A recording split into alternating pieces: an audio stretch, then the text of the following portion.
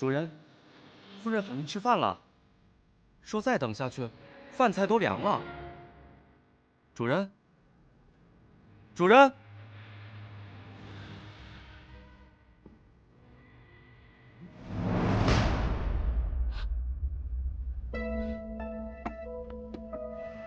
门怎么锁了？主人您在吗？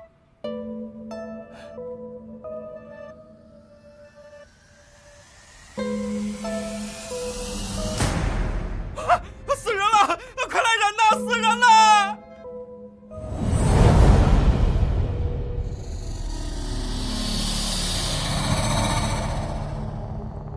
各位官人，这屋的门窗都是从里头锁上的，官人到来之前，谁也没有进去过。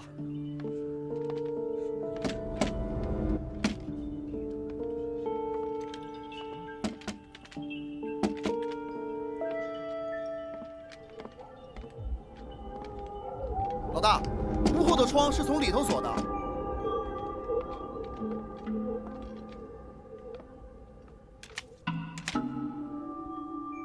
屋顶也封着的，没有出入的痕迹。这都锁着，咱们怎么进去啊，老大？来人，啊，撞开！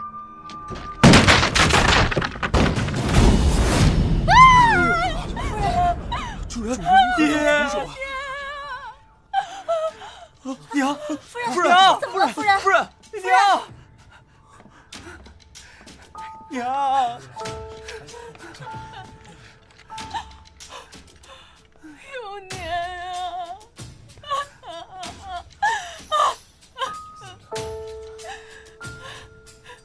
你们最后一次见你家主人什么时候？是辰时，我看见阿兰伺候主人和夫人晨起之后，主人就一个人着急忙慌的来窑厂了。我也看见了，主人好像很着急的样子。对，陛下大寿将近，家父会给陛下祝寿，再赶制一批进贡瓷器，废寝忘食。今天一早，大概是担心新瓷器窑变，才着急前来查看呢。你们赵家所有人都在这儿吗？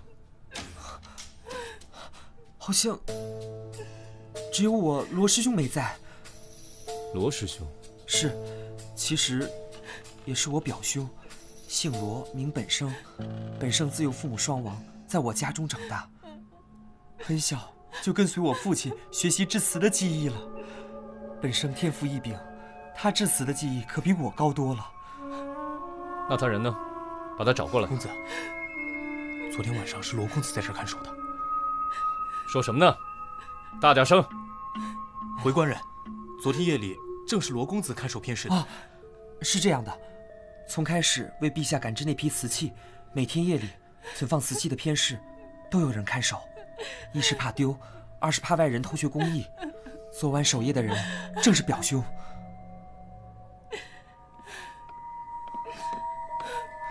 老大，怎么样？经初步判断，死者是死于失血过多。他的颈部呢有个伤口，直割大血管，应该是从正面下刀，一刀毙命。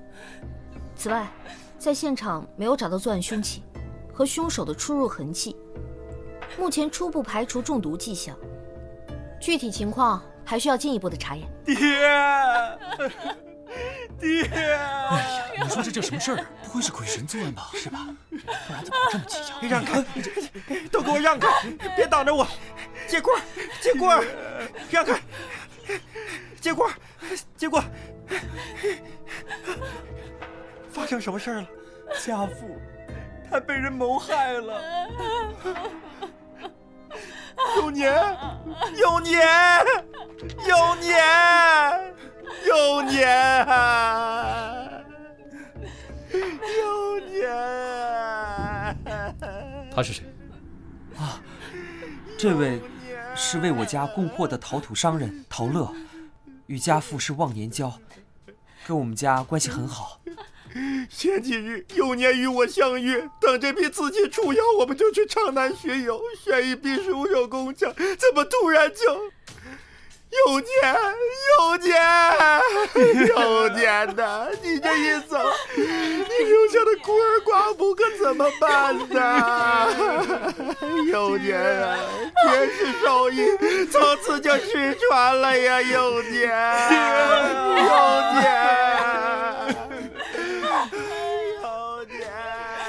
老大，我看还是赶紧把尸体带回去再仔细查验一下。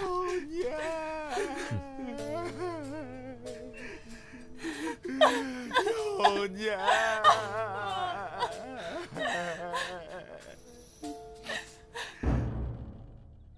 少废话，今儿你干也得干，不干也得干啊！把这边擦了，这边我都擦过3这边也遍了。得擦，3遍还那么脏，全都是灰，脏成这样。好不容易休息1天，你就只放不3不4的假，剥削我一个人啊？啥叫剥削？你上个月1半的时间都在外头办案，这叫补工时，懂吗？好好，我知道了。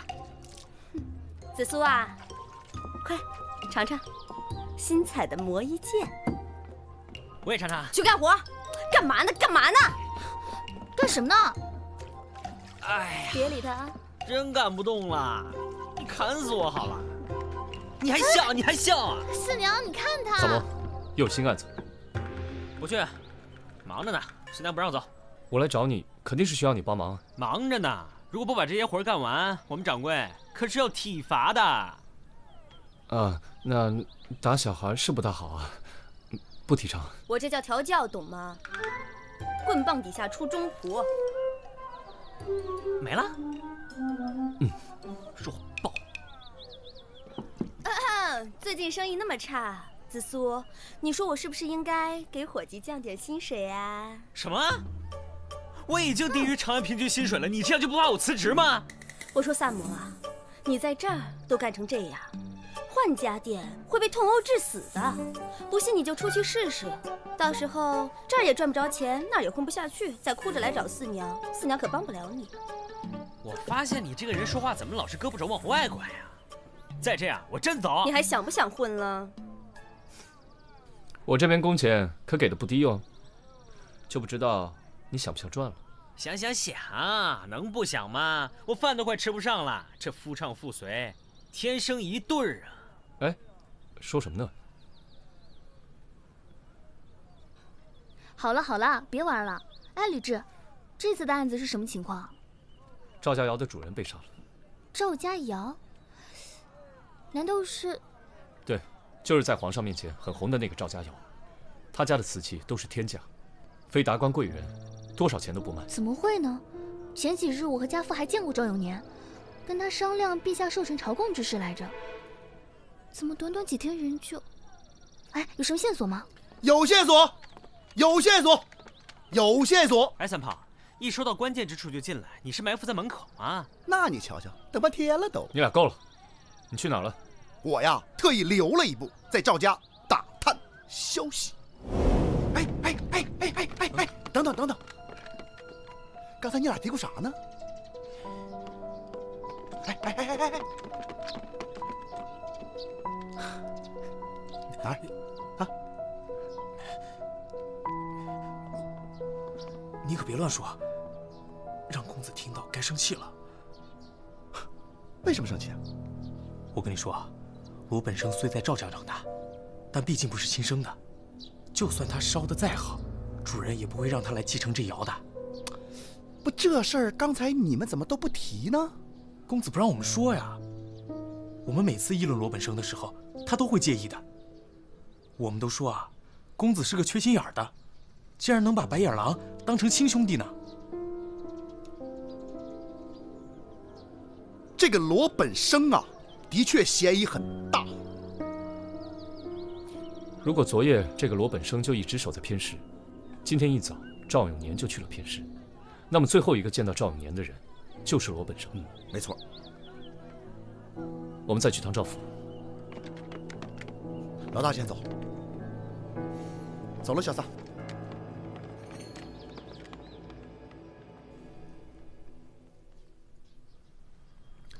罗本生回来了吗？1个时辰前就回来了，这会儿应该在自己的房间了。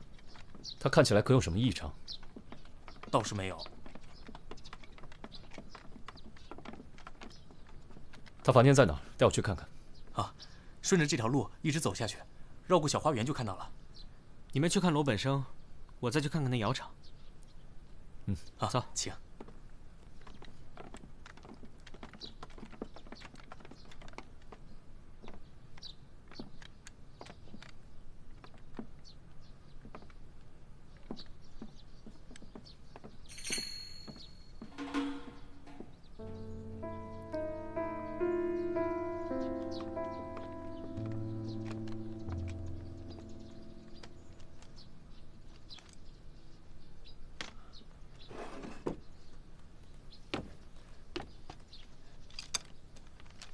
什么人？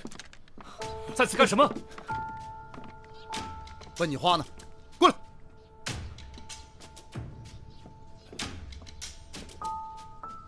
我见过2位官人，在下罗本生。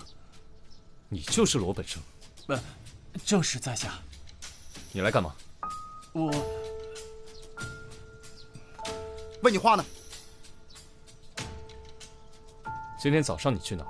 有没有见过赵永年？我见过他。今天一早，舅父就来了偏室，跟我说他跟陶乐有约，就让我先走了。哦，就走了？你还真听话。我说的是实话。那你现在又在赵永年的书房做什么？你舅父的事情你知道了吗？知道了。我回来的时候听说了。我舅父他怎么……别在这猫哭耗子假慈悲了，你是恨不得他死吧？你不一直恨他，没有让你继承赵家窑吗？你可别含血喷人。我舅父虽然没让我继承赵家窑，但我也不至于此。那你今早去干嘛了？我去见我喜欢的姑娘了。舅父他们不同意此事，所以我每次都只能偷偷去见。偷偷去见？那你现在鬼鬼祟祟的又在做什么？哼，说不出来了吧？听伙计们说，除了赵永年，只有你能掌握赵家独有的致辞技艺。赵永年死了，你是唯一受益者，你潜入书房，是不是想毁灭证据？我没有。我舅父并未将致辞工艺悉数传授于我。我曾经听舅父说过，他把上釉秘籍写在一个本子上，日后传给继承人。我只是一时好奇，想拿来看看。我这么做也是因为，接着编，自己都圆不了了吧？少废话，给我走一趟！冤枉！我什么都没干。冤！李少卿，这是怎么回事？我表哥他是杀你父亲的最大嫌疑人。我冤枉啊！我只是想拿秘籍而已，怎么敢出手杀人啊？李少卿，我想你一定是搞错了，我表哥是不可能这么做的。他做没做，回去审了便知。走。李少卿，赵公子，我看你啊，就是缺心眼儿。走。冤枉啊！我什么都没做，冤枉啊！气死老子了！怎么逼问？那小子就是不承认杀了人。万一不是他杀的呢？死者颈部的伤口切口整齐，说明凶手下刀时极其果断，应该是高手。看罗本生那副鬼样子，他不太可能做得到吧？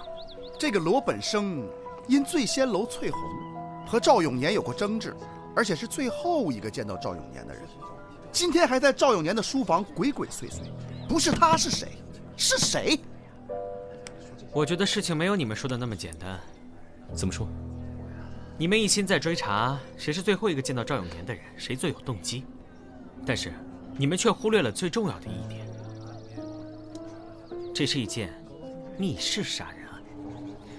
请问，如果凶手真的是罗本生的话，他是怎么在杀死罗永年之后迅速逃走，并且把凶案现场布置成一间密室的呢？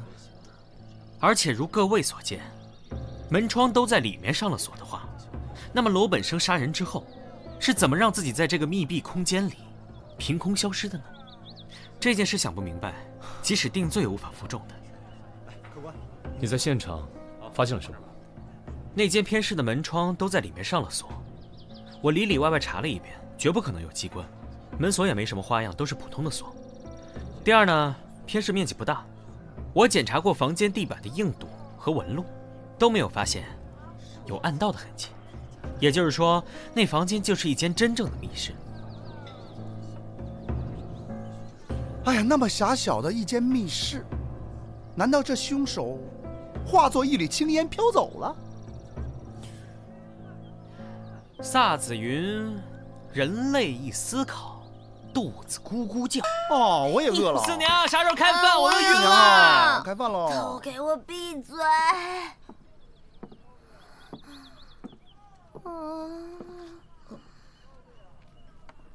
今天没有饭啊？什么？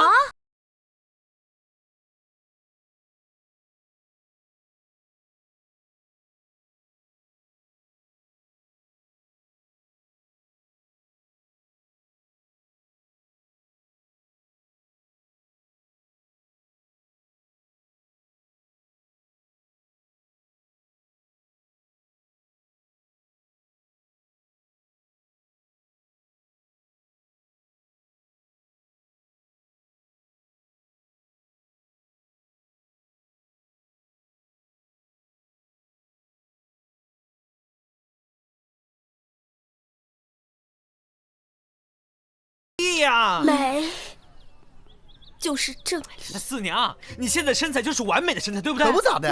而且你知道吗？我们必须先吃饱饭才有力气干活。减肥也需要力气，对不对？如果不吃饱饭，我们怎么没有力气去干活？够了，案子一筹莫展，还聊什么比赛？如果真如之前所言，罗本生不是凶手的话，那真凶还在逍遥法外。四娘，我们好饿啊！四娘啊，你先去做饭吧，你不做饭我们吃什么呀？你知道吗？我们不吃饭还有法办案呢。我们年轻啊都，我们年轻人需要吃饭的呀，需要力量啊！不吃饭哪有力量啊？要怎么办案呢？四娘啊，求你了，赶紧去做饭吧！别说一件衣裳，就是要命人都会给你。四娘，你先想好赏点饭吃吧。嘿呀，嘿呀，嘿呀，嘿呀，嘿呀，嘿呀，嘿呀，嘿呀。小心点啊！哎，再加点水，加点水啊！哎，好。刮泥的时候啊，小心着点，别上坯。好，好。过来帮个忙啊！哎，好，来吧。大家慢点，小心点啊，这个沉。哎，好。哎，慢点，慢点，慢点。快来看看啊！帮个忙。咋回事？咋裂了啊？怎么了这是？快点来看看咋整？快点！肯定是窑温过高了。看这裂的，不是我呀，窑温赵赵总负责了，快让他来看看。快点！反正不是我，看这裂的啊！哎，这窑谁负责的？谁给我看这裂啊？成什么样了？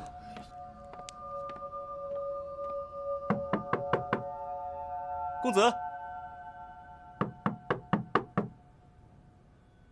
公子。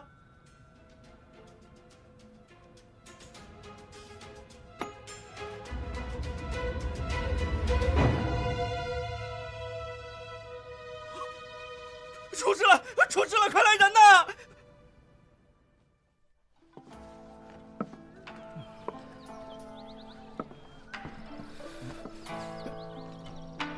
四娘，你怎么了？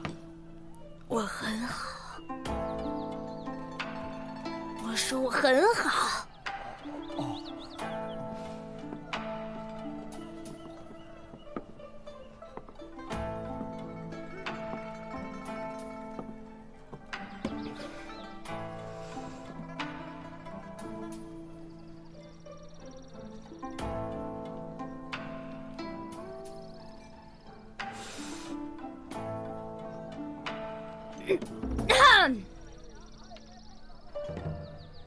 瘦了吗？能不瘦吗？天天粗茶淡饭，我都瘦了好几斤呢。我说我瘦了吗？大唐是以胖为美，你瘦了还挺光荣是吧？啊，瘦了，再瘦你就能升天了。比赛什么时候开始啊？快了，就这2天。三宝，走，快跟我走，赵家又出事了啊！改造型呢，四娘，走。不是，快！四娘，快！保持1秒。走，四娘，赶紧吃啊！吃点吧。死了再吃。哎来得及。走，快！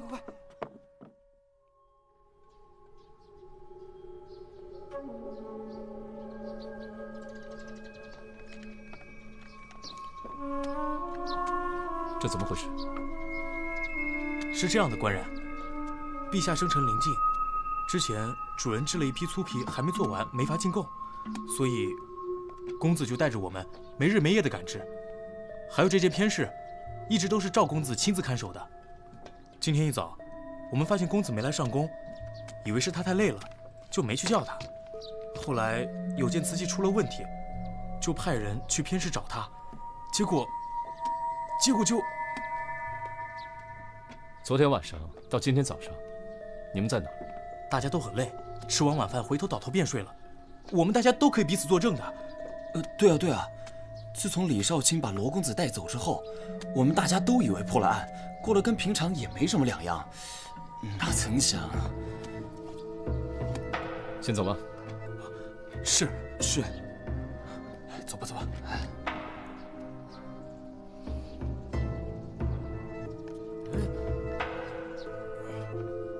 别碍事。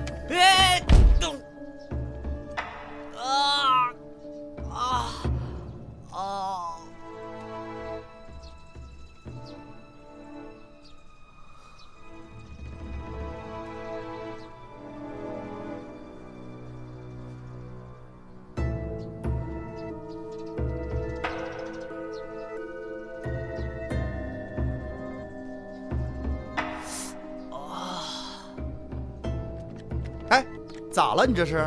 走路不看路，磕着了呗。哎，里面怎么样了？凶手的作案手法与上一起案件一样，也是利刃割颈，失血而亡。从切口的痕迹上来看，应该是同一人所为。可罗本生还被我们压着，如果凶手不是他，那会是谁？这次也是密室吗？没错，我们仔细查看过，这偏室的门还是从里面上的锁，地上浸满血液，却没有留下脚印。凶手杀完人，如何不留痕迹地离开犯罪现场？真是百思不得其解。这样的场景我好像在哪儿见过。哪儿？忘了，我又不是紫苏，哪有那么好的记性？三炮。啊？抬尸体。你们几个去。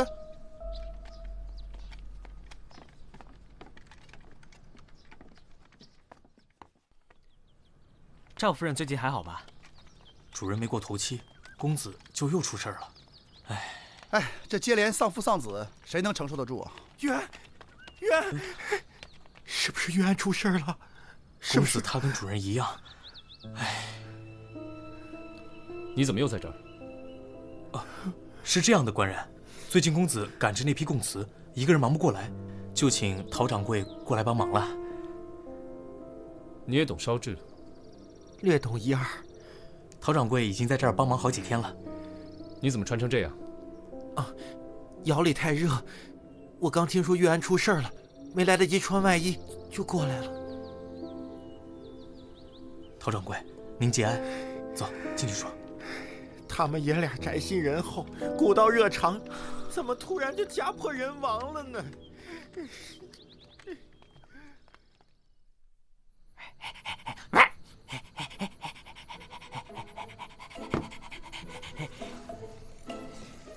趁热吃饱，别客气。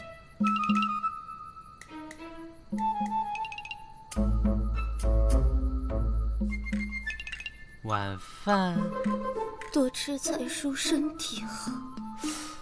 哎，我说你不会还想参加那个什么饿死人大赛吧？老娘一定会多亏的。腰细吗？哎呀，你的腰已经很细了，好吗？你腰再细下去，我咔嚓一把就能给它拧断了。你不懂，还不够细。哎，你等会儿，那到底是件什么一事儿，让你这么上心？我为什么会对自己那么苛刻？就是因为那件天价的称衣，是参照那件有名的瓷器白玉做的。你不知道，这个白玉乃陛下最为心爱的。之物，那就必是最好的东西。哦，什么？小撒，嚯！幸亏我们已经吃完了。哎，那个案子有什么新进展吗？这件案子陛下已经知道了，家父叮嘱，案子必须尽快解决。这个赵家到底什么来头啊？要说这来头，原来也就是个普通的姚氏，后来因为制成了一批名为白羽的瓷器，这白羽白如玉，明如镜，薄如纸，声如磬，在陛下面前名声大振，赵家也一跃成为大家默认的官窑了。白羽？哎，怎么好像听人说过啊？哎！你刚才有没有用心听老娘说话呀？有没有可能是同行所为，出于嫉妒？我也有想过，但赵家近来势力强大，人家巴结都还来不及呢，怎么会下此毒手？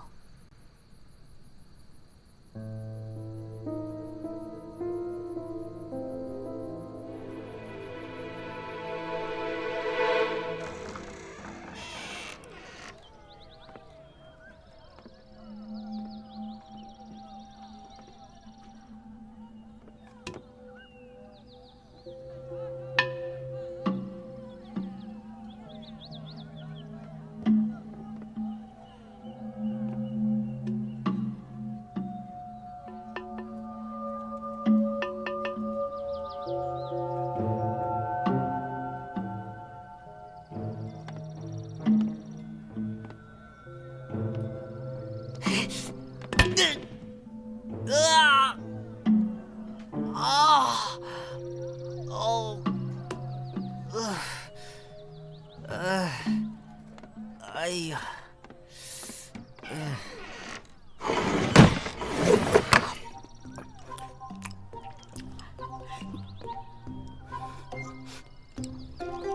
四娘，你不减肥了？你不参加比赛了？比赛已经结束了，好吗？结果呢？啊？结果不是很明显吗？哼。别内讧，不该提内讧。你说，那些小狐狸精看起来也没多少，一个个的就跟练过缩骨功一样，嗖的就穿进去了，还特合身。我觉得吧，穿不进的衣裳也就算了，居然还被别人看着我穿不进去。以后我打死也不减肥了。都看我干嘛？吃啊！吃！不吃饱怎么破案？啊！吃！你们都在啊？我过来是来告诉你们一件事儿。双叶，先把饭吃了。不吃光不能做四娘的朋友。你还是留着自己吃吧，好吧？哎，行了，你别理他，你快说，你查到什么了？我想起了当年的那个案子，应该是7年前的一个灭门惨案。我那时候还小，还没有正式开始当仵作。那次案发之后，我跟着我爹勘察现场，我当时看到的就和这次一样，满眼血红，我立刻就吐了。其他细节我不太记得了，唯一记得的就是那家也是做陶瓷的。也是做陶瓷的。犯罪现场也摆满了瓶瓶罐罐，难怪我刚一进门就觉得眼熟呢。子苏，你赶紧想一想，7年以前有没有哪家人曾经惨遭灭门的？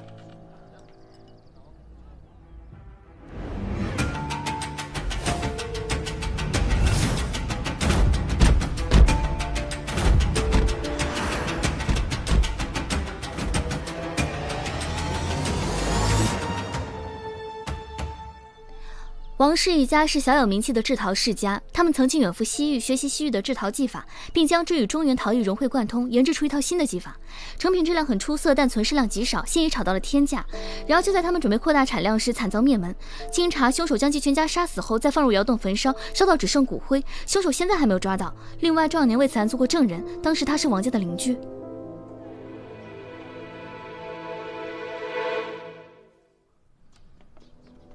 夫人，今天是少爷出殡，您千万要节哀啊！我去把偏室那些个没做好的瓷器拿来给安儿做陪葬吧。夫人，还是我去吧。我来吧，你们去布置吧。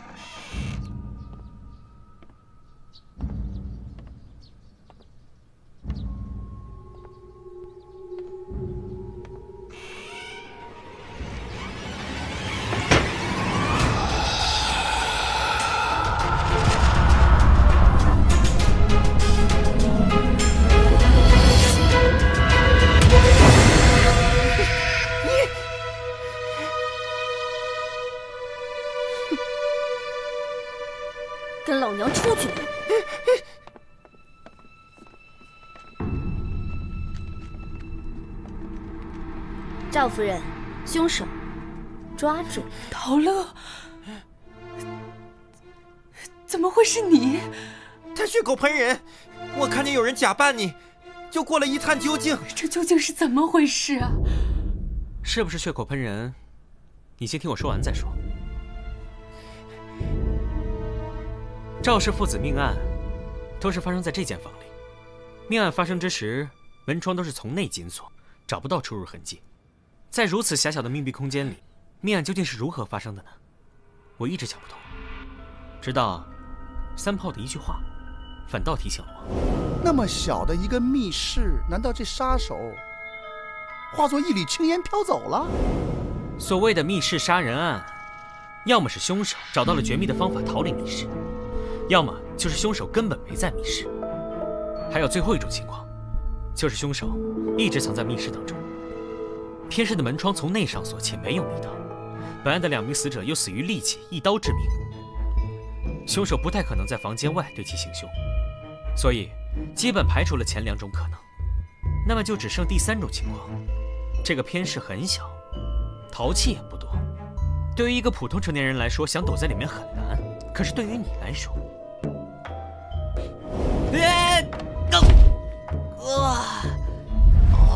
为了验证我的想法，我专程回到了现场考察了一下。虽然很疼，但我得出了结论：第一次撞击，因为瓶子不是空的，所以我的脑袋撞上去的时候才会发出一声闷响。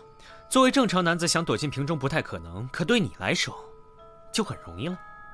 你利用自己的先天条件想躲进瓶子里，易如反掌。我是不是血口喷人，你比谁都清楚。你双叶想起当年的灭门案，发生在一个制陶世家，那家也是做陶瓷的。那家人被扔进窑炉焚烧，尸骨无存。你在杀死赵氏父子之后，便利用先天优势躲在瓶中，等尸体被发现后，再找机会逃走。我身材矮小有错吗？我身材矮小，人就是我杀的。你这是对我身材的歧视！你们凭什么说我杀了人？你自以为做的天衣无缝，却还是不慎露出了破绽。这个是我那天在赵月安手中发现的，这块布料上的花纹跟你的一样。那又怎么样？这种布料又不是只有我一个人穿。赵元安出事那天，你只穿着水衣出现，你怎么穿成这样？窑里太热，我刚听说月安出事了，没来得及穿外衣就过来了。实际上，是因为外衣沾上了血迹，所以不得不脱掉，进行清洗吧。你到底为什么呢？为什么要下此毒手？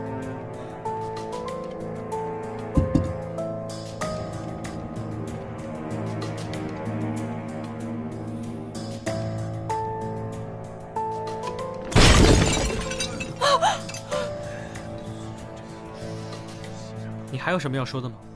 除了你，还有谁能钻进瓶子，留下这样的血迹？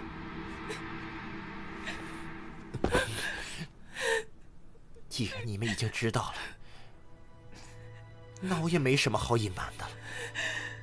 我自幼酷爱制陶，当年我去王家学艺，却因为身高遭到羞辱。好吧，我让他们灰飞烟灭。后来我到赵家，以礼相待，想学真本事，他却还是嘲笑我。难道因为我长得矮就不配制陶吗？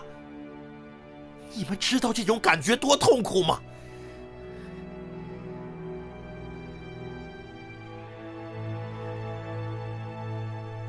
现在我没有什么遗憾了，白玉就只有我一个人会烧制，烧制的秘方，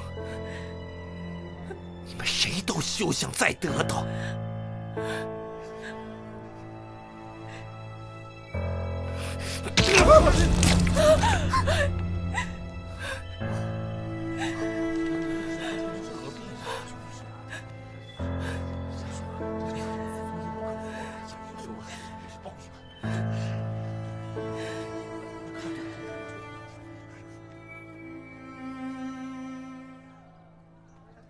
以后啊，可不敢再造口业了，一不留神就被灭门呐。都过去了，来干一杯！来，干杯！干杯！干杯！干杯！对了，罗本生放了没有？放了。那赵夫人呢？还好吧？跟罗本生开了个新窑，另起炉灶。唉，孰是孰非啊？为了那么点事儿就灭人满门，我看啊，这陶矮子也是死有余辜。我觉得，怎么说呢，都有错吧。荀子云：“有曲性的木，有待于矫正才能直；有钝性的金，有待于打磨才能立。人的自然之性，有待于师法教化，礼仪之道才能善。”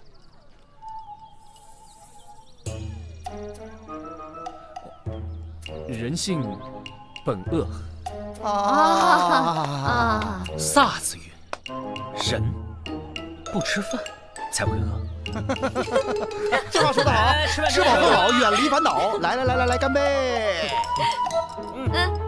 干杯！干杯！干杯！公子，快来瞧瞧，新来的秋菊姑娘，琴棋书画样样精通，心好，活儿更好，特意给您留的。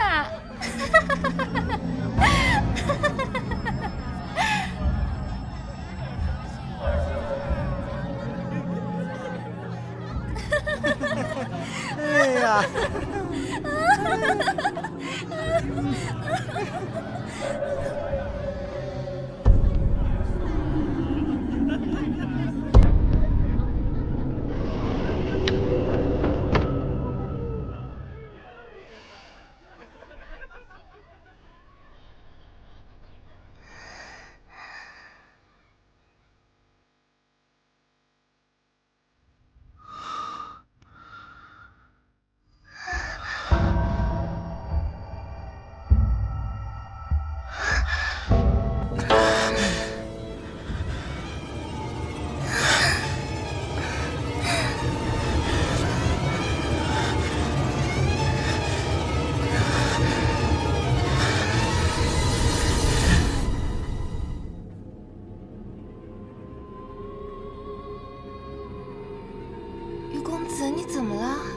醒醒啊，于公子！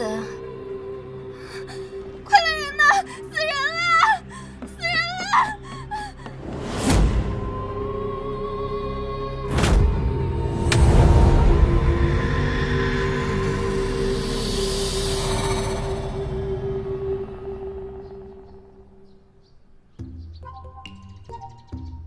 都来看一看啊！哎，走过路过不要错过啊！麻绳表演特别好看，不要错过啊！来，都看看啊！现在有请萨摩闪亮登场喽！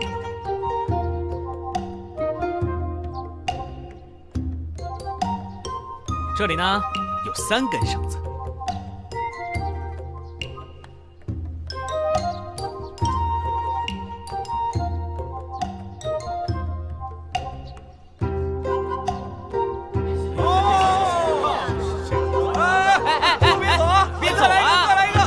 绳子打开呢，谢谢。走过路过不要错过了啊！精彩表演不容错过，错过一定终身后悔。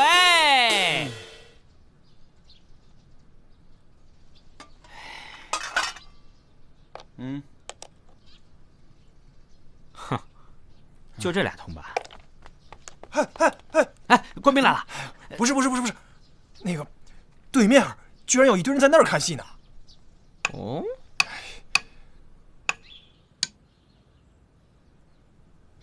话说这公子眼花缭乱，迷糊中就走到了一间小室跟前。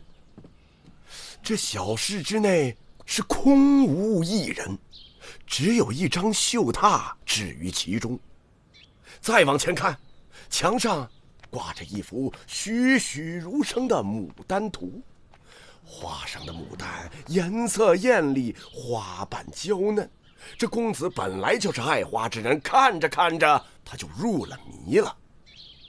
啊，这可真是人间绝色呀！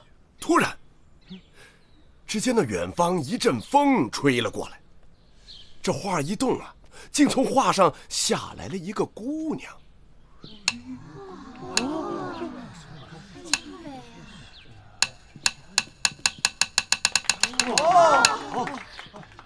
这姑娘与平康坊的姑娘可大不一样，肤如凝脂，凤眼黛眉，这哪里是人间能看到的姿色呀？好个不知好歹的凡人！小生从未见过如此标致的女子，真是让姑娘见笑了。叫我牡丹就好了。牡丹，不知姑娘可是那画中之人？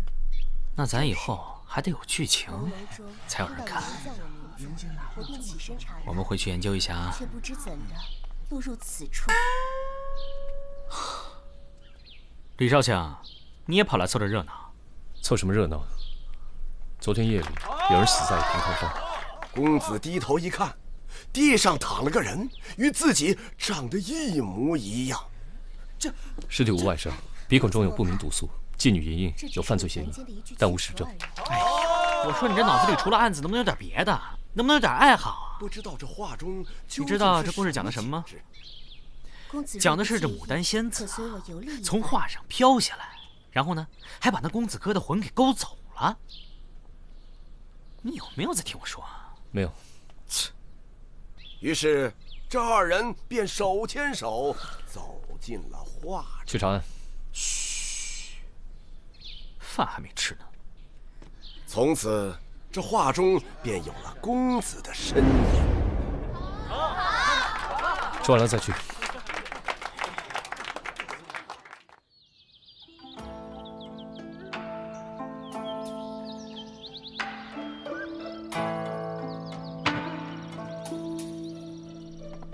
我回来了。哟，什么好吃的？你们来的刚是时候，我研究的新菜，尝尝。不就是粉丝蒸腊肉吗？什么粉丝啊？这叫银丝牡丹。切，你什么时候变那么讲究了？你知道这菜名让我纠结了多长时间吗？现在长安城里最流行的是什么？知道吗？就是花仙摄魂。东市演出场场爆满，我顺势跟风，懂吗？懂了。甭废话了，赶紧尝尝，给我提点意见。哼，怎么样？我还是喜欢吃烧鸡。来，李少卿，尝尝。不用了。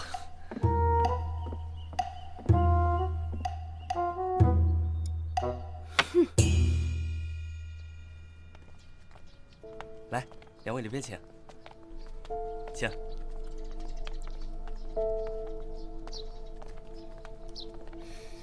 啊，这院好香啊！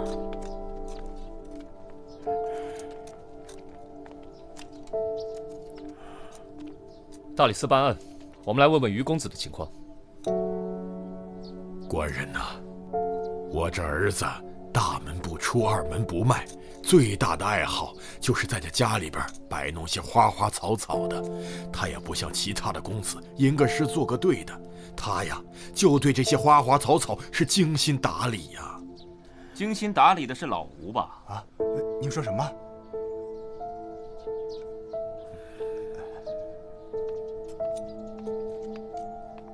这位是在下常瑞凡，是于公子多年的花友，平时做些花草生意。于公保重，常某告辞了。官人们告辞。老吴啊，哎，来了，主任有何吩咐？你去把后院的花啊草啊的赶紧处理了。姓常的带坏我儿子，我宁可把花都扔了，也不给他。赶紧！去！我们也想到后院看看。请便。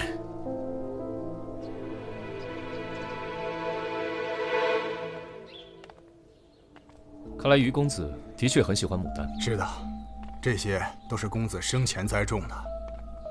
看，这株白无瑕，花瓣没有一丝杂质，世间罕见。常公子开了天价，我家公子都没卖。啊，是挺漂亮的。唉，公子走了，这花草留着，只能惹人伤心呐。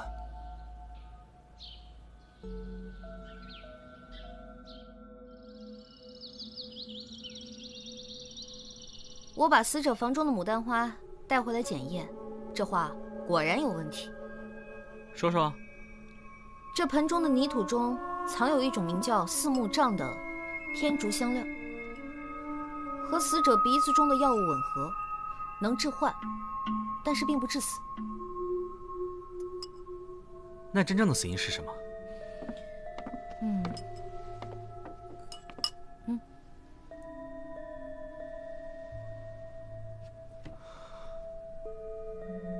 一针致命。封住了颈项要穴，阳虚闭窍而亡。下针稳准狠，那个妓女啊，绝对做不到。如果凶手不是那个莹莹姑娘，而真正的凶手特意选择了她，又在房中的花盆里动了手脚，说明他想把大家注意力都集中到牡丹身上，从而嫁祸他人。也不知道这个于公子生前得罪了什么人。这个恐怕就要去问紫苏了。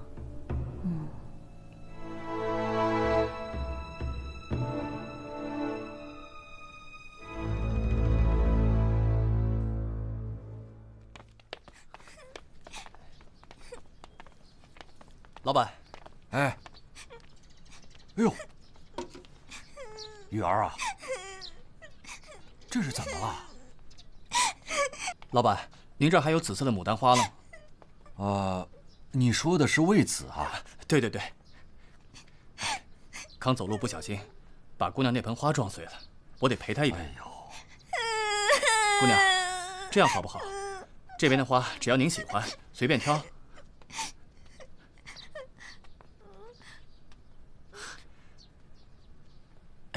你看那盆怎么样？这是凤求凰，那盆很贵的。老板，那就要那个。哦。爹，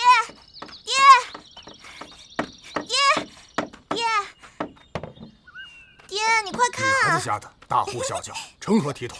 爹，你看好不好看？哎呦！你这是从哪弄的这盆花啊？这是女儿买给爹爹的寿礼。哎呀，你这孩子，咱家又不是什么大户人家，咋能花钱买这么贵重的花啊？我看这凤求凰应该是价格不菲吧？这可是雨儿攒了好久的钱才给爹爹买下来的。爹爹不喜欢吗？喜欢喜欢。记住，以后女孩子家说话办事要矜持点。知道了，爹爹。爹，你看你。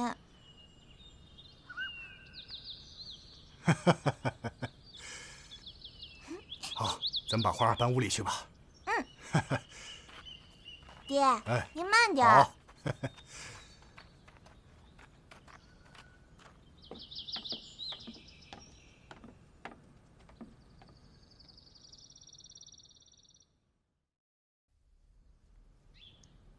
爹，花怎么样了？爹，花怎么样了？爹，你怎么了？爹，你醒醒啊！爹，你怎么了？爹，你醒醒！爹，你醒醒啊！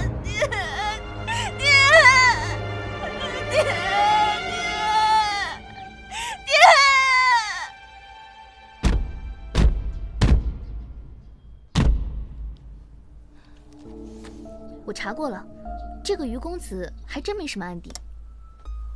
会不会在别的资料库，只是我们查不到？还有另外一种可能性，就是与家庭有关。可以查查余家这些年的恩怨，指不定会有线索。我让三炮去打听打听。老大，不好了，不好了，余家又死人了。是谁？这回是那个园丁老吴。啊？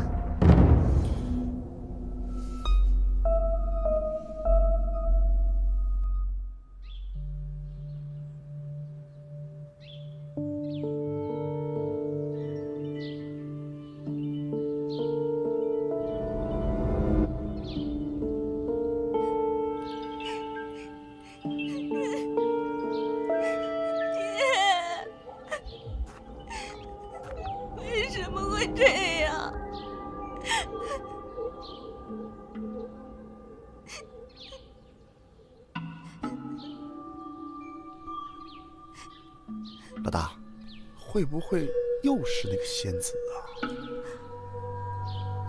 啊？哟，难道爹爹他不是第一个？别听他胡说，到底发生了什么？昨日是爹爹生辰，小女特意在花店买了一盆名贵的花作为寿礼。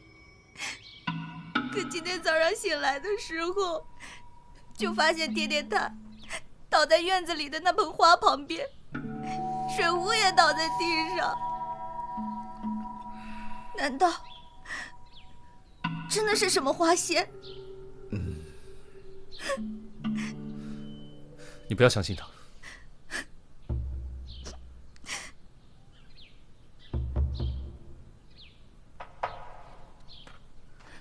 已经检查过了，死者也是中的四目瘴的毒，毒药就下在盆里的泥土中，遇水挥发。那这么说，和于公子的差不多呀。不过死者的后颈没发现针孔，还得把尸体带回去仔细检验，才能确定真正的死因。你说的那家花店在什么地方？大理寺办案，尽数回避。各位官人呐，你们这是干什么呀？有人被你店里的花毒死了。这怎么可能啊！你最好老实交代，你为什么要对余家的园丁下手？哎呦，官人，你确实是冤枉小的了。这店呢，都是我独自打理的，我哪知道哪个客人要买哪盆花呀？再说了，我总不能把所有的花都下毒吧？即便如此，小的不知道要死几回了，是不是啊，官人？官人您明鉴呐！官人，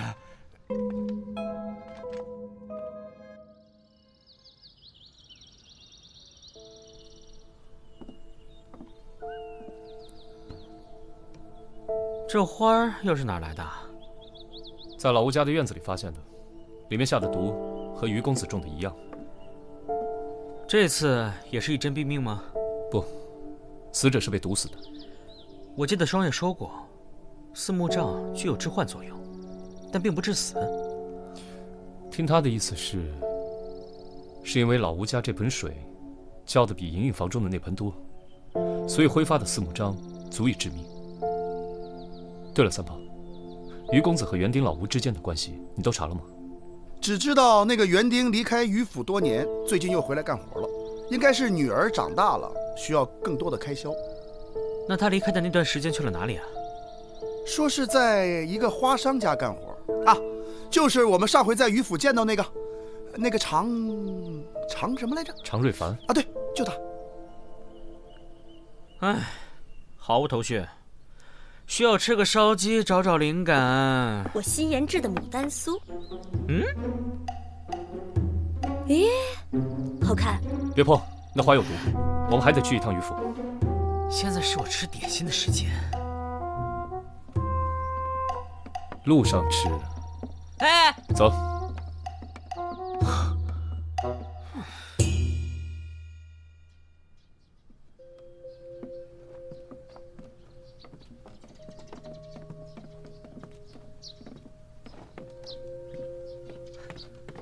两位官人，我家主人正在卧室扎针灸，实在是不方便见客呀。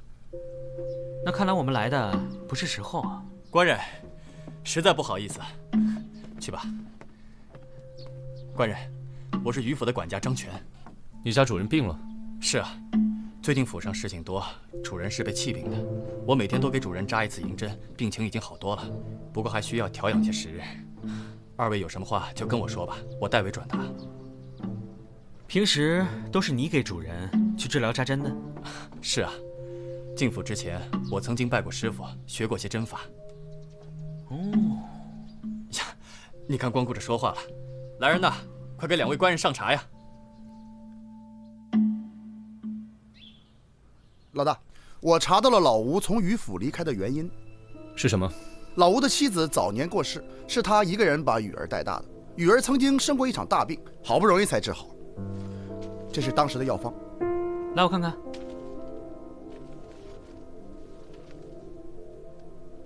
哇，人参、鹿茸、燕窝，这上面的药可都价格不菲啊！我还查到了老吴离开余府的时间，大概就是雨儿得病不久。他女儿的病需要大价钱，这老吴偏偏在此时离职。还有，这是余府的人丁簿，上面记载着所有家丁入府离府的时间，很详细。你再去找雨儿问问情况。是。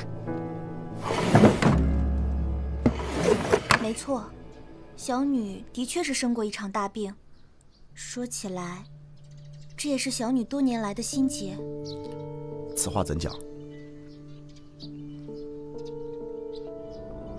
那些年，小女的爹爹跑遍了全长安城所有的医馆，都说小女的病没法治，病治不好。爹爹一夜间就好像老了10多岁。小女不想拖累爹爹，偷偷买过老鼠药，可又没勇气服毒。直到有一天，小女的爹爹从外地回来，说我的病有的治了。我喝了爹熬的药汤，身子渐渐好了起来。后来我看过药方，有好几味昂贵的药材。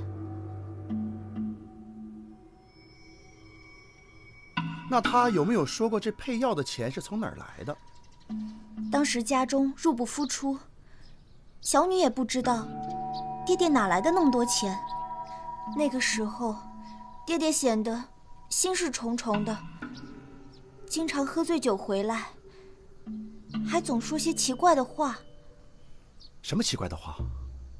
好像是说都是我的错，真是造孽呀！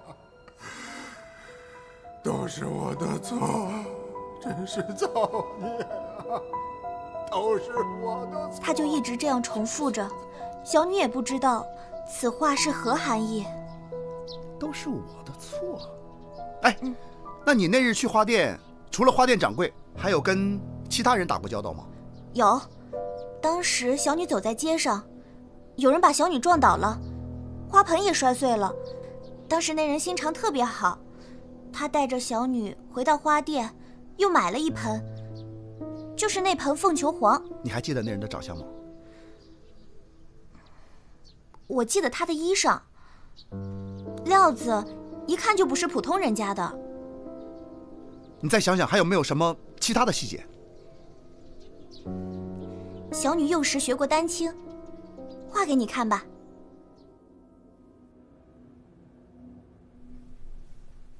第二任夫人，我们现在就去余府。我查到了，余府以前有2位夫人。怎么了？这侧夫人美若天仙，愚公宠得不得了。侧夫人喜欢牡丹，愚公就在后院栽满牡丹。侧夫人受尽荣宠，先怀上了，谁知道生产当天，侧夫人分娩完就一命呜呼，产下的也是一个死婴，而且明天就是侧夫人的忌日。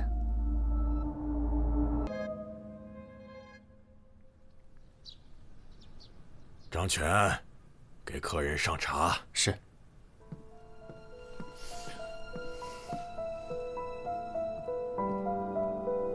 怎么不见夫人？我家内人昨天夜里受了惊吓，说是见了一个白衣女鬼，被吓得现在还神志不清，怕是不能见客了。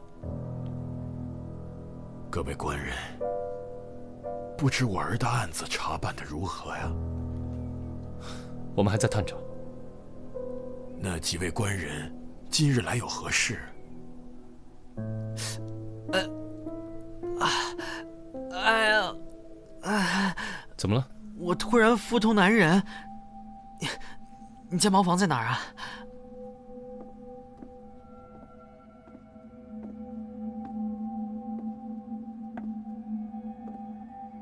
你不要过来，不要过来！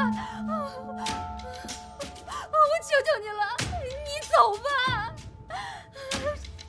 不要过来！不要过来！不要过来！不要过来！这府里容不下2个女人，你不要怪我，是你自己该死！不要过来！不要过来！夫人。不要过来！夫人，你没事吧？不要过来！不要过来！我儿子已经被你害死了，你放过我吧！我真的知错了，我错了，求求你快点走吧！不要过来！我求求你！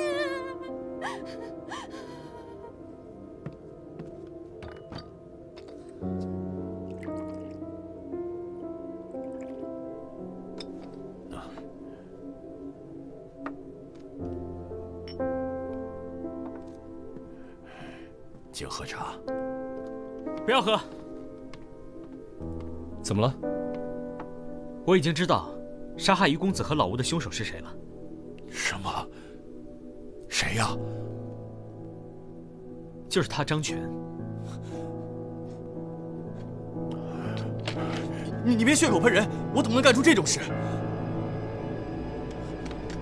我是不是乱说？你先听我把话说完，看有什么好反驳的。你知道于公子钟情莹莹姑娘，那日在平康坊，你先在房里牡丹中下毒，于公子中毒晕倒后，你用银针刺其后颈，让他阳虚闭窍而亡。你拜师学过针灸，扎死个人并非什么难事。你冤枉我，主人，我学扎针只是为了伺候主人，从没想过要行凶害人呢。杀了于公子后，你又杀了老吴。当年老吴女儿病重，为了得到女儿的救命钱，他不得不听命于于夫人，暗地里害死了侧夫人母子。那天你故意撞倒老吴的女儿，在重返花店为其选花时，趁机将事先准备的毒药撒在花盆里，使得老吴给花浇水的时候中毒身亡。昨天夜里于夫人见鬼受惊，想必也是你在装神弄鬼吧？我在你房中找到了这个，怎么样？你还有什么要说的吗？你这是为什么？这几宗案件都与牡丹有着千丝万缕的联系，想必你是在为当年死去的侧夫人复仇吧？你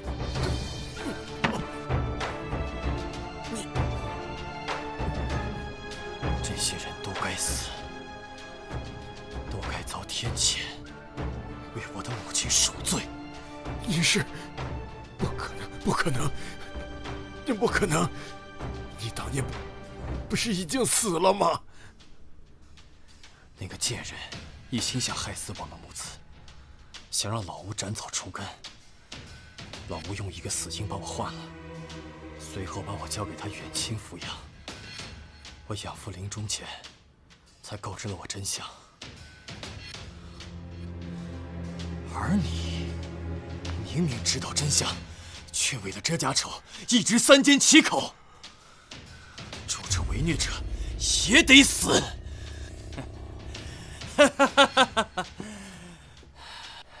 看来老天爷知道我心里想什么，还没等我出手，你们就一个个命丧黄泉了。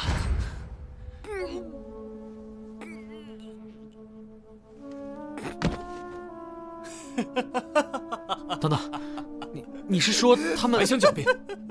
来人，把他给我带回大理寺收押，把于公送去尸检。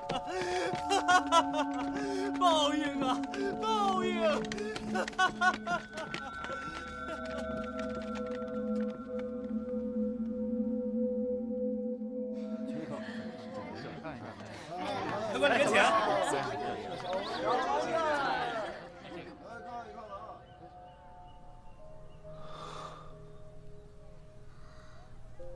琢磨什么呢？案子不都结了？最后，凶手也没认罪，我总觉得哪儿有点不对劲。哎，客官，您这边请。你来啦。那边查的怎么样？搜不了张璇的家，也没有找到下毒的证据，没法结案。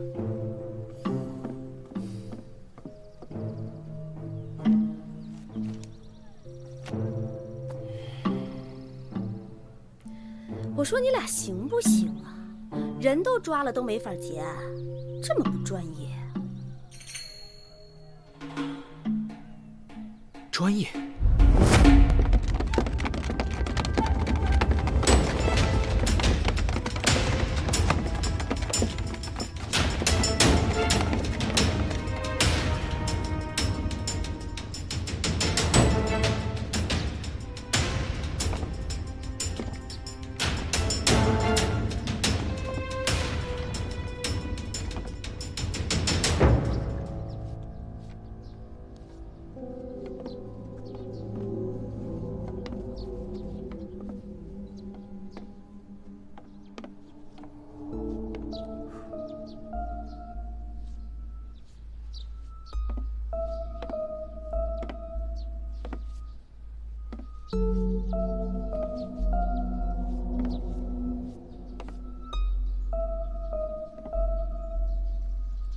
这白欧霞真是美啊，好像比我之前在余府见到她时更加夺目了。公子，你也是爱花之人呐。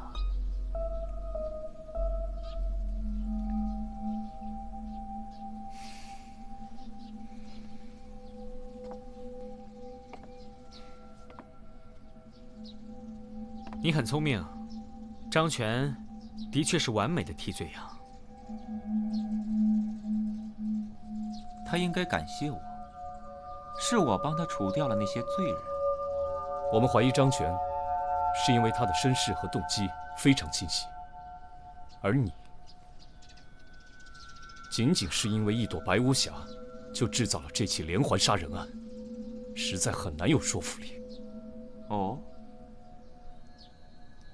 那你们是如何怀疑到我的？因为这张全的作案动机看似缜密，其实不然。他明明是被老吴救了一命，却要对救命恩人下毒手，这实在是说不过去。再说手法，如果他在给雨儿姑娘买花的时候，在花盆里下了毒，那他怎么知道老吴什么时候浇水呢？所以，他根本控制不了谋杀的准确性。再者说了，下毒已经可以使人毙命。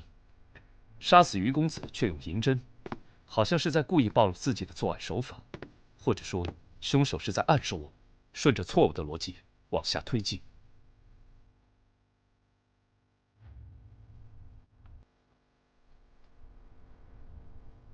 2次作案都用到了四目杖，但一次致命，一次只是昏迷，区别仅仅在于水的剂量上。最开始我们并不明白，为何相同的作案手法，却会导致不同的结果。直到双月专程请教花店老板。老板，这牡丹花应该浇多少水才合适啊？小姑娘，你还真问对人了。哦，这牡丹花啊，喜高燥，忌低湿。哎，你浇花的时候，一定得看清楚了土的湿润程度。要浇水呢，一定要浇透，尤其是要提防那个假尸。假尸啊？是那个甲虫的尸体吗？啊？哎呦，这是哪儿跟哪儿啊？我说的是真假的假，湿润的湿。哦。哎，小姑娘，你过来看看。啊。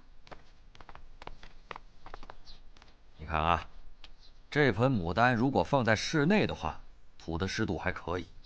其实啊，就是假湿。你记住了，要是搬出室外以后，一定要及时的浇足了水。莹莹姑娘平日里只负责待客，自然不懂得假湿的道理。三炮问过他们，平日里浇花只是将叶片和花瓣沾湿，便认为是浇好了。这样的水量当然是不够的。而老吴是一个园丁，对花卉的习性了如指掌。我猜你是当夜潜入吴家埋了毒药，第二天，老吴将这花搬到院中，给盆中浇足水，四目杖的毒性才得以挥发。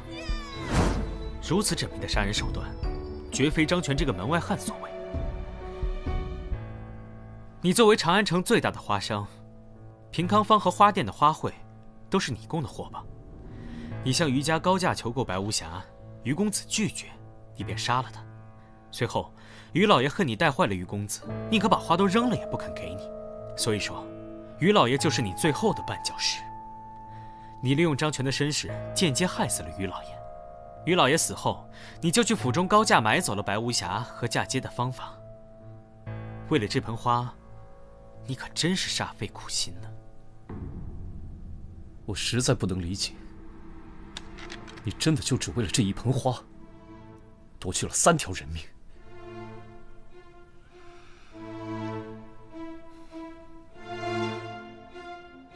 你们凡夫俗子只看得到他的外形，对我而言，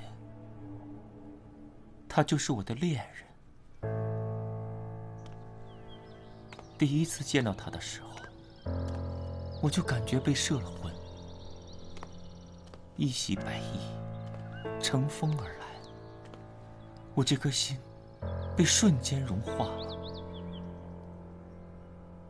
没有任何人可以阻碍我和白无瑕在一起，挡我者，通通得死。我可以跟你们走，我只有最后一个要求，就是我死后，你们能把我葬在白无瑕这片泥土之下吗？这样，我就永生和他在一起了。你疯了！李少卿，你爱过一个人吗？我问你，如果有人要迫害你珍视的人，你会不会为了他与他人为敌？如果能与所爱之人在一起，被人耻笑疯癫又如何？李少卿，你大概还不懂爱为何物吧？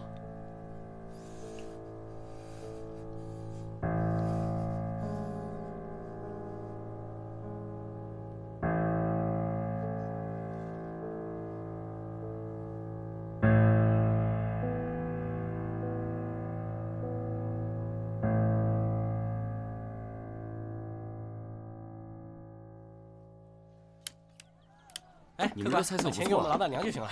炮爷，多谢客官。炮爷，赶紧的，花钱社魂开演了，快看看！等我，老大，快开戏去了！谁呀？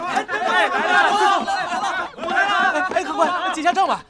哎，思佳，走，你不过去看看。才子佳人的老套路，看一次还不够啊？800遍都不够。